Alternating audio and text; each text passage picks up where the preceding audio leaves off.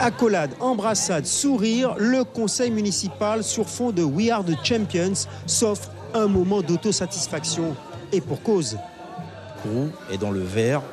Nous dégageons un excédent de 1,6 million et les Kouroussiens doivent comprendre, ils doivent l'entendre, que grâce à eux, grâce à ce combat, ils nous ont entendus ils ont joué le jeu pendant 4 ans. Les agents aussi ont joué le jeu. Aujourd'hui, c'est une victoire pour eux et je suis très très heureux.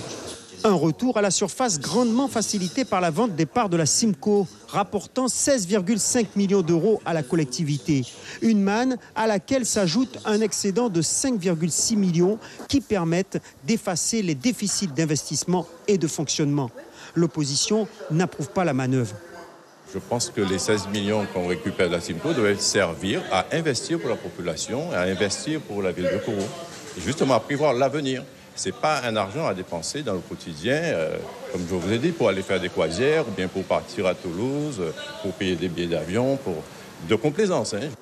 Aujourd'hui, François Ringuet semble faire fi des critiques de l'opposition et assume ses décisions. S'il fallait le refaire, je le ferais. Et je pense que si la génération future devait le faire, il faut le faire. Parce que c'est quand même 10,5 millions d'euros qu'on réinjecte, qui permet aussi à la fiscalité de rester aussi stable jusqu'en 2023. Une fiscalité qu'Adelson Magloire aurait aimé voir baisser dès 2018. Je pense que là, l'idéal aurait été de faire un geste envers la population sur les taux de fiscalité pour l'année 2018, pour qu'ils puissent aussi partager les fruits de cette embellie financière. François Ringuet dit ne pas rejeter l'idée, mais attend les décisions du gouvernement quant à la dotation de fonctionnement à venir. 19 membres étaient présents sur la feuille d'émargement avant l'arrêté des comptes administratifs, ce qui aujourd'hui semble valider celui-ci, tout comme le budget.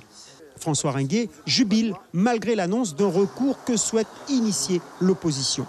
Aujourd'hui, l'opposition est KO. Ils vont critiquer sur des éléments de langage administratif. L'opposition est complètement KO. Le match est terminé pour eux, c'est fini. Selon les élus de l'opposition absents de cette séance, rien n'est moins sûr. Le bras de fer devrait se poursuivre devant les tribunaux afin d'invalider cette séance.